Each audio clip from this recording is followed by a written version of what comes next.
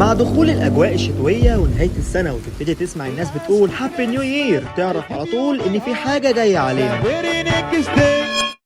الجو بارد وريحته سفندي وبرتقان، والقهاوي كلها سحلب ولب ابيض وسوبر، وتفتح التلفزيون تسمع هيلا هوب هيلا هوب، كل الناس بتقول يا رب ام الدنيا مين دي بلدنا في القلوب متشاله. حبيتها دي بلدي اللي انا اتمنيتها، كبرت وعرفت قيمتها، دي ملهاش بديل انا نهار وليل في سيرتها. يبقى ده يا معلم موسم الامم الافريقيه، ولا مش كفايه التاسعه، لازم ناخد الثامنه. وفي الاخر بعد كل الدعايه والتسويق والاعلانات دي تلاقي المنتخب خرج من دور المجموعات. مصر في كوت ديفوار 2023 ومشوار الفراعنه في الكان. المجموعه اللي وقعنا فيها هنلاعب مين في الافتتاح؟ ميعاد المباراه والانطلاقه، فرص المنتخب في الفوز، ابرز المنتخبات، والاهم من كل ده هنتكلم عن القائمه النهائيه للرجاله اللي هتمثلنا في ساحل العالم. بس قبل ما اخدك في الرحله السريعه دي، كوبايه الشاي بتاعتك يا معلم وتعالى علشان عاوز احكي لك حاجه مهمه جدا.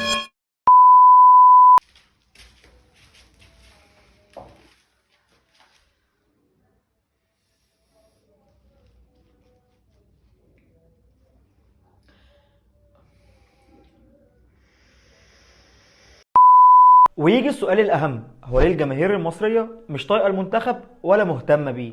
ده حتى الكورة بالنسبة لنا إدمان، حاجة كده زي الأكل والشرب، وبنستنى فين وفين لما المنتخب يجمعنا. أنا هحكي لك، الموضوع بدأ من 13 سنة لما المعلم حسن شحاتة نايم القارة لمدة 5 سنين، دايس على وش الفرق. تقول لي كوتيفوار ماشي، تقول لي السنغال والكاميرون ونيجيريا، وايه يعني تقول لي الجزائر والمغرب، شغال ايه شغال 4 و3 ونهائيات وحاجه اخر الدلع. لا تقول لي ايتو ولا دروجبا ولا توريه، ابو تريكه عندنا كان احسن من بيليه. بعد الجيل الذهبي لمنتخب مصر انت اتداس على وشك من كل القاره، ما بقتش حتى عارف تصعد لكاس الامم، وبعد ما كنت خدتها 3 مرات على التوالي فشلت انك تصعد ل3 نسخ على التوالي. يا عم ده يا ريتنا حتى كنا بنصعد وبنطلع بالمجموعات، لا وفوق كل ده بقت تتطرقع 6 في التصفيات من غانا عادي، لحد ما يجي مجموعه من الشباب كان ابرزهم تريزيجيه وصلاح وحجازي والنني يرجعوا المنتخب لمكانته تاني، اللي هو نصعد يعني. وبعد الانتكاسه دي وصلنا لنهائي 2017 قدام الكاميرون، طلعنا قلنا مش مشكله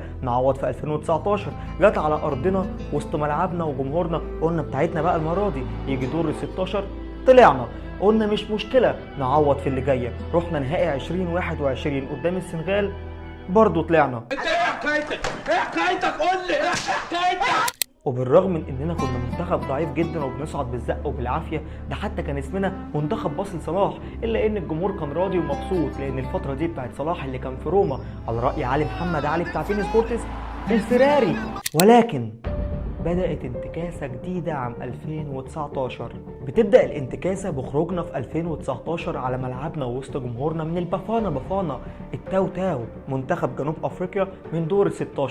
تخيل اللي انا بقوله لك ده حصل والله العظيم.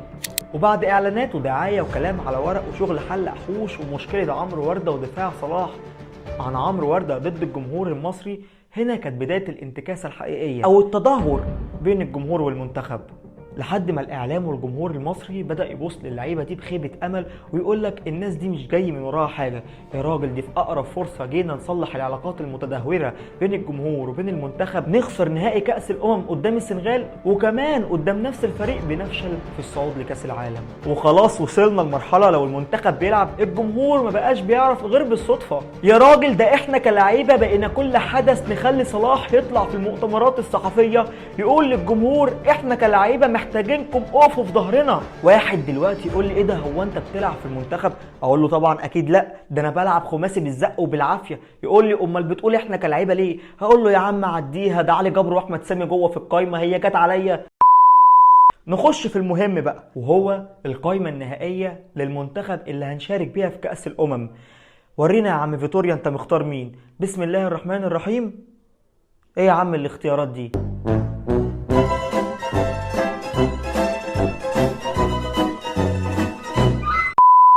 لا بصراحة القايمة عجباني، بس أنا كان عندي شوية علامات استفهام، بعضها اتحل وبعضها لسه ما اتحلش.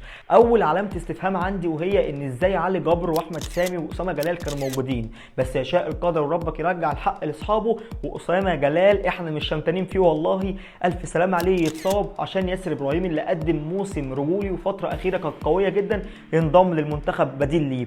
وكنت كمان مستغرب وزعلان هو إزاي حارس مرمى بحجم محمد صبحي، مش قصدي حاجة ولكن انا بتكلم على المعطيات الحاليه، لان كره القدم هي قايمه على معطيات ونتائج واداء. محمد صبحي حاليا لا يسمح له اداؤه او خبراته انه ينضم لبطوله مهمه زي دي او معسكر مهم زي ده.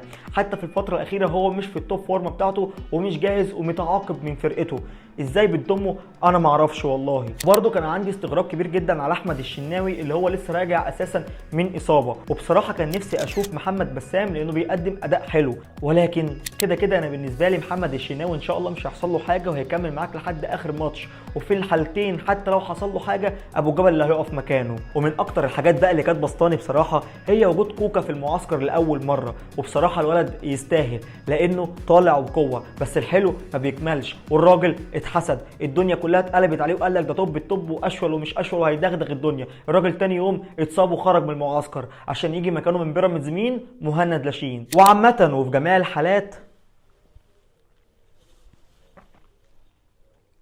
كده احنا كلنا معاكم وفي ظهركم يا رجاله، وان شاء الله تروحوا وهنشجعكم عشان تجيبوا التامنه، وفعلا مش كفايه السبعه ولازم نعوض التو فاينل اخر 3 سنين وصلنا لهم، علشان مش هينفع كده. والمره دي بجد بقى الثالثه ثابته، دي قواعد في كره القدم ما ينفعش نتخلى عنها. اما بالنسبه لخط الوسط فانا عندي تساؤلات كتير، هل هو هيلعب بمثلث مقلوب ولا مثلث معدول؟ لان لو مثلث معدول فهم 2 قدامهم 1، الاثنين دول هيكون في الغالب والاحق والافضل وفي التوب هو مروان عطيه اللي بيمسح الارض واليابس ما شاء الله، جنبه حمدي فتحي، قدامهم امام عاشور ما فيهاش نقاش.